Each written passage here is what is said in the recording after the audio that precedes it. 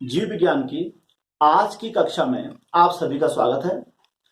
आज की कक्षा का जो हमारा शीर्षक है वो है Mendel's law of inheritance, means Mendel के आनुवांशिकता संबंधी नियम।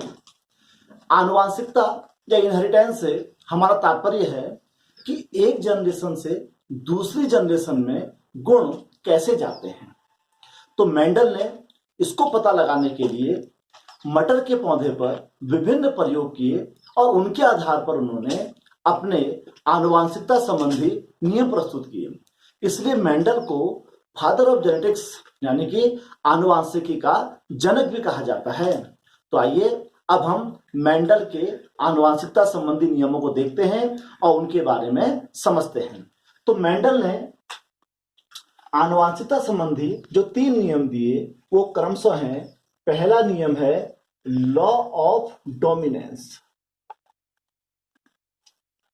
Second one is law of segregation.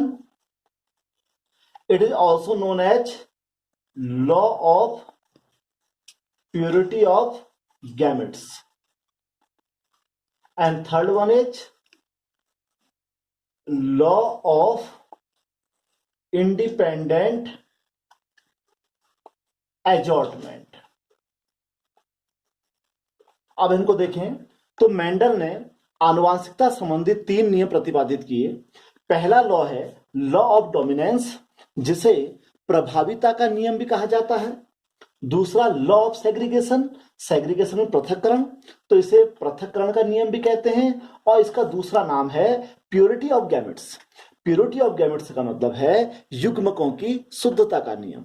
और तीसरा नियम जिसे कि द्विसंकर क्रॉस भी कहते हैं, इसे हम लॉ ऑफ इंडिपेंडेंट एजॉर्टमेंट मींस स्वतंत्र अप्यूहन का नियम कहते हैं। तो आइए अब हम इनको क्रमशः करते हैं। तो सबसे पहले हम लेके चलते हैं law of dominance. Law of dominance का मतलब है जब 2 शुद्ध फीचर्स वाले पौधों का या किसी भी जीवधारी का क्रॉस कराया जाता है तो प्रथम पीढ़ी में जो गुण निकल कर आता है वह प्रभावी या डोमिनेंट फीचर कहलाता है। इसके लिए मेंडल ने मटर के 2 पौधे लिए। पहला पौधा उसने लिया जो कि प्योर टॉल था और दूसरा जो उसने लिया वो प्योर ड्वार्फ था। आपको यहां पर यह समझना बहुत जरूरी है कि किसी भी लक्षण को, किसी भी फीचर को जीन का एक पेयर शो करता है। यदि ये दोनों के दोनों पेयर, दोनों के दोनों एलील जिन्हें कहते हैं या इनको जीन कह सकते हैं, एक समान है तो उस समय इसको प्योर कहा जाता है। हमने यहां पर प्योर टॉल को कैपिटल टी से शो कर रखा है और प्योर ड्वार्फ को हमने स्मॉल टी से शो कर रखा है। तो अब हम इसमें देख रहे हैं कि both the genes are of same kind, इसलिए ये प्योर फीचर से कहलाएंगे, अर्थात शुद्ध लक्षण कहलाएंगे। तो हमने शुद्ध लंबे पौधे का क्रॉस शुद्ध बौने पौधे से करना है। और हमेशा ये याद रखें, जब भी 2 शुद्ध लक्षणों वाले आपस में क्रॉस करते हैं तो जो पीढ़ी बनकर आती है, जो जनरेशन बनती है, उसे हमेशा F1 जनरेशन या फर्स्ट जनरेशन कहते हैं। अब हम इनका क्रॉस करते हैं। तो जब मेंडल ने मटर के 2 प्योर टॉल और प्योर ड्वार्फ प्लांट्स का क्रॉस कराया तो हम इनको इस प्रकार से शो कर सकते हैं। अच्छा, इसको हम ज्यादा स्पष्ट करने के लिए एक और मेल और एक और फीमेल इसको हम शो कर सकते हैं। अब हम देखेंगे कि एक बॉक्स में एक इस प्रकार से ये बॉक्स में दोनों को हमने फिल करना है। तो हमने देखा इस प्रकार F1 जनरेशन में प्योर टॉल और प्योर डॉर्फ से इस प्रकार 4 संभावनाएं उत्पन्न हुई। चारों में हम देख रहे हैं कि एक कैपिटल टी है, स्मॉल टी है। तो फर्स्ट जनरेशन में जो फीचर निकल के आया वो आया all the plants are hybrid tall. Hybrid tall से मतलब है कि हर प्लांट का जो जीनोटाइप था उसमें एक कैपिटल टी था, एक स्मॉल टी था। तो सारे के सारे प्लांट टॉल आए। इट मींस जो टॉल फीचर है उसने ड्वार्फ फीचर को डोमिनेंट कर दिया। तो फर्स्ट जनरेशन में पौधों के अंदर लंबापन का गुण निकल के आया, इसलिए फर्स्ट जनरेशन में लंबापन प्रभावी गुण है और बौनापन अप्रभावी गुण है। प्रभावी गुण को डोमिनेंट फीचर्स कहते हैं और अप्रभावी गुण को रेसेसिव यानी कि अप्रभावी गुण कहते हैं। मेंडल के प्रथम नियम के अनुसार जब दो शुद्ध लक्षणों वाले पौधों का या जीवों का आपस में क्रॉस कराया जाता है तो प्रथम पीढ़ी में जो लक्षण निकल कर आता है उसे प्रभावी लक्षण कहते हैं और इस नियम को प्रभाविता का नियम या लॉ ऑफ डोमिनेंस कहा जाता है। अब हम मेंडल के दूसरे नियम लॉ ऑफ सेग्रीगेशन यानी कि पृथक्करण के नियम में चलते हैं। हमने देखा था जब दो प्योर फीचर्स वाले प्लांट्स का हमने क्रॉस किया था तो उससे F1 जनरेशन बनी थी और all the plants are hybrid tall TT, सबके साथ हाइब्रिड टॉल बने थे। अब यदि हम इस हाइब्रिड जनरेशन को फिर से क्रॉस कराएं, अब जब हम इस हाइब्रिड जनरेशन को फिर से क्रॉस कराते हैं तो अब यह जनरेशन कहलाएगी F2 जनरेशन। इस समय हमारे पास जो दो फीचर्स हैं वो दोनों के दोनों हाइब्रिड हैं, मींस ये है तो टॉल पर प्योर ना होके हाइब्रिड टॉल है। जब हम इनको क्रॉस कराते हैं तो हम इस प्रकार से देखते हैं, यदि हम इसको भरें तो हमको इस प्रकार से फीचर निकल कर आते हैं। अब हम इसमें देखें तो यदि हम ये जो चार ऑप्शन बने हैं तो इसको यदि हम पूरा 100% मान लें तो 25% देखें तो ये प्योर टॉल आ रहा है, ये है प्योर टॉल 25%। अच्छा, यहां देखें ये हाइब्रिड टॉल है, यह भी हाइब्रिड टॉल है। तो देखें अगर तो हाइब्रिड टॉल का जो परसेंटेज निकल के आ रहा है वो 50% निकल के आ रहा है और जो लास्ट वाला है देखें ये दोनों के दोनों सेम है, मीन्स ये प्योर ड्वार्फ हुआ। तो प्योर ड्वार्फ जो हमारा फीचर से निकल के आ रहा है वो 25% निकल के आ रहा है। यदि हम इनको ओवरऑल जोड़ लें तो हम देखते हैं टॉल का परसेंटेज 75% है और ड्वार्फ का परसेंटेज 25% है। तो इसको हम रेशियो में 3:1 कह सकते हैं। अब इस नियम को हम ऐसे समझ सकते हैं कि मेंडल के पृथक्करण के नियम के अनुसार प्रथम पीढ़ी में जो अप्रभावी गुण छिप गया था क्योंकि वो अपने को शो नहीं कर पाया था, दूसरी पीढ़ी में वह 25% के साथ अपने को शो कर सकता है। इसलिए इसको पृथक्करण का नियम कहते हैं क्योंकि प्रथम पीढ़ी में यह जो शुद्ध बौनापन था यानी कि प्योर ड्वार्फ जो फीचर था वो फर्स्ट जनरेशन में हाइड छिप गया था, पर वह फीचर दूसरी जनरेशन में पृथक रूप से आ गया, इसलिए इस नियम को पृथक्करण का नियम भी कहते हैं। इसका जो दूसरा नाम है प्योरिटी ऑफ गैमेट्स यानी कि युग्मकों की शुद्धता का नियम। इसे क्यों कहते हैं? क्योंकि हमने आपको पहले भी बताया कि जो प्रभावी या डोमिनेंट फीचर होगा जब दोनों के दोनों एक जैसे होंगे तब भी अपने को शो करेगा, या दोनों में से एक भी यदि डोमिनेंट होगा तो वो अपने को शो करेगा। तो ऐसे समय में अप्रभावी फीचर अपने को कब शो करेगा? अप्रभावी यानी कि रेसेसिव फीचर अपने को तभी शो करता है जब दोनों के दोनों जीन सेम हो। इसलिए इसको युग्मकों की शुद्धता का नियम क्यों कहते हैं? क्योंकि अप्रभावी फीचर अपने को पृथक कब करेगा? जबकि वो पूरी तरह से प्योर होगा। So that is why the second law of Mendel's is also known as law of purity of gametes. क्यों? क्योंकि जब तक ये गैमेट से प्योर नहीं होंगे तो अप्रभावी लक्षण 3:1 के अनुपात में पृथक होकर नहीं आएगा। तो इस प्रकार ये है मेंडल का पृथक्करण का नियम। अब हम चलते हैं मेंडल के तीसरे नियम यानी कि स्वतंत्र अपयोहन का नियम। आपको यहां पर यह बता देना बहुत जरूरी है कि जो शुरू के दो नियम हैं वो एक संकर क्रॉस यानी कि मोनोहाइब्रिड क्रॉस है। मोनोहाइब्रिड से हमारा तात्पर्य है कि जब हम ऐसे दो पौधे ऐसे दो फीचर्स में क्रॉस करते हैं जब दोनों जीव या पौधे एक एक लक्षणों में भिन्न होते हैं, तो मोनोहाइब्रिड कहते हैं। वो टॉल था, वो ड्वार्फ था। अब मेंडल ने दो ऐसे मटर के पौधे लिए जिनमें परस्पर दो फीचर डिफरेंस थे। तो जहां पर हम दो लक्षणों का अध्ययन करते हैं तुलनात्मक, तो वहां पर उसको डाइहाइब्रिड क्रॉस या उसको द्विसंकर क्रॉस भी कहा जाता है। तो मेंडल ने यहां कैसे करा, उसने दो ऐसे पौधे लिए जिसमें से पहला पौधा जो था वो मटर के पीले बीजों वाला था, ये येलो बीज थे उसके, और ये ग्रीन थे।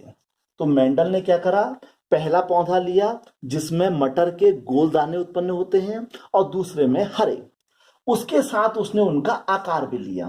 मीन्स जो जो येलो था उसमें मटर का बीज गोल था। सो जो पहला पी प्लांट था वह गोल और पीली मटर वाला था, और जो दूसरा पी प्लांट था वो ग्रीन के साथ रिंकल यानी कि झुर्रीदार था।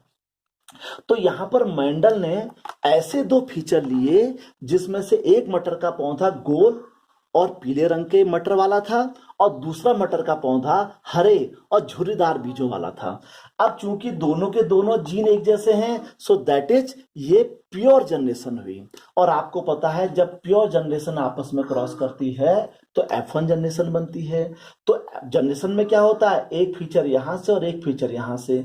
तो इस प्रकार हमने देखा इस फीचर में जो कलर था ये इस प्रकार से हाइब्रिड हो गया, और उसने देखा कि फर्स्ट जनरेशन में जितने भी मटर के पौधे हुए सबके सब मटर कैसे थे, येलो एंड राउंड। तो इससे हमारा क्या निष्कर्ष निकला, इससे हमारा यह निष्कर्ष निकला कि येलो और राउंड डोमिनेंट फीचर है, ग्रीन और रिंकल जो है रेसेसिव यानी कि अप्रभावी फीचर है। जब मेंडल ने इस फर्स्ट जनरेशन के बीजों वाले पौधों को फिर से क्रॉस कराया तो बनी F2 जनरेशन। तो ये थोड़ा सा हमारा बड़ा नियम है। तो जब उसने इस प्रकार इनको क्रॉस कराया दोनों जनरेशन को, दूसरी जनरेशन में क्रॉस करा के देखा, तो उसने क्या देखा कि अब हम इसको इस प्रकार लिख सकते हैं। हम आपको सुविधा के लिए बता दें, पहले आपने बॉक्स में दो कैपिटल वाई लिखने हैं, देन आपने दो स्मॉल वाई लिखने हैं, और उसके बाद आपने आर को alternate, R capital R small R capital R small R, capital R small R capital R small R. आप कैसे भी कर सकते हैं, बस आपने चार जो ट्रेड्स अलग करने हैं। अब जब इनको फिलअप करते हैं तो अब हमको पता है कि एक बॉक्स में ये दोनों आने हैं। तो इस प्रकार हम इनको भरते जाते हैं, हर बॉक्स में इनको हम इस प्रकार भरते जाते हैं। सुविधा के लिए हम पहले एक को भर लेते हैं पूरा पूरा, इससे हमको भरने में सुविधा रहेगी। बाकी आपको जैसा इसमें सूट करता है आप उसको इस प्रकार से कर सकते हैं। अब हम इनको भर लेते हैं ऊपर से,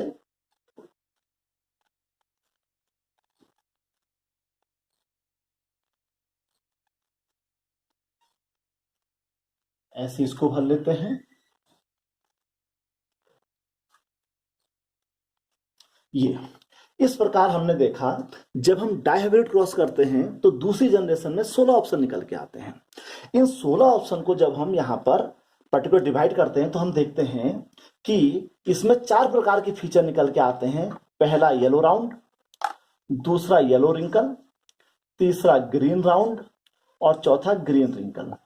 अब हमको पता है जो डोमिनेंट होता है वो अपने को एक में भी शो कर लेता है। तो हम इसमें देखें तो यदि हम इसमें देखें तो ये yellow round yellow round yellow round yellow round yellow round yellow round, इसको मैं इस प्रकार शो भी कर लेता हूं, yellow round and this is yellow round, this is yellow round, yellow round, no this is not, this is yellow round and there is no. अब इन्हें काउंट कर लेते हैं, 1 2 3 4 5 6 7 8 9।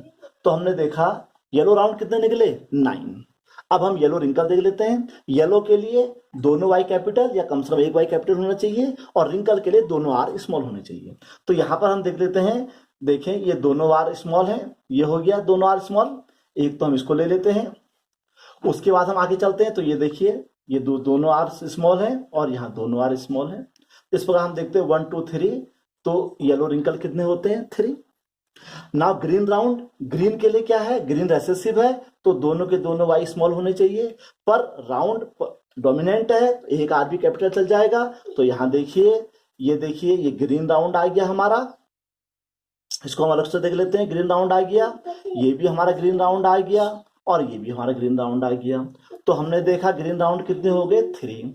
और ग्रीन रिंकल मीन्स रेसेसिव, जो आपके ऊपर लिखा है, इसमें एक ही है ग्रीन रिंकल, जिसे कहते हैं 1। तो हमने देखा इसमें जो फीचर थे वो 9:3:3:1 के हिसाब से सेग्रीगेट हो गए। अर्थात मेंडल के इस नियम के अनुसार जब हमने पेरेंट्स प्लांट लिए थे तो उसमें येलो के साथ राउंड कंबाइंड था, जबकि ग्रीन के साथ रिंकल कंबाइंड था। पर हमने देखा कि सेकंड जनरेशन में येलो राउंड आपस में साथ साथ नहीं रहे, बल्कि येलो के साथ रिंकल भी आ गया, और ग्रीन रिंकल में ग्रीन के साथ राउंड भी आ गया। तो मेंडल ने अपने इस एक्सपेरिमेंट से हमको यह समझाने का प्रयास किया कि किसी भी ऑर्गेनिज्म में, किसी भी पौधे में या जीवधारी में जो ट्रेट होते हैं, जो फीचर्स होते हैं, वो हमेशा क्या होते हैं? बाउंड अप नहीं रहते हैं, बल्कि वो क्या होते हैं? एक दूसरे से स्वतंत्र रहते हैं। क्यों? येलो के साथ राउंड था, पर दूसरी जनरेशन में येलो के साथ रिंकल भी दिखाई दिया। तो that is known as law of independent assortment, means स्वतंत्र अपव्यूहन का नियम। तो इस प्रकार आपने देखे मेंडल के आनुवांशिकता संबंधी नियम। मेंडल ने मटर का पौधा क्यों लिया? ये क्वेश्चन परीक्षा में बहुत बार आता है, क्योंकि मटर का पौधा इजीली अवेलेबल हो जाता है, एनुअल पे होता है, साल में हो सकता है आराम से, आप उसके कई वैरायटी उसके अंदर पाई जाती हैं। तो परीक्षा में मेंडल का नियम बहुत बार पूछा जाता है। तो मेंडल के आनुवांशिकता संबंधी नियमों के कारण ही मेंडल को फादर ऑफ जेनेटिक्स या आनुवांशिकी का पिता भी कहा जाता है। अगली कक्षा में हम किसी अगले टॉपिक के साथ आपके साथ मिलेंगे। धन्यवाद।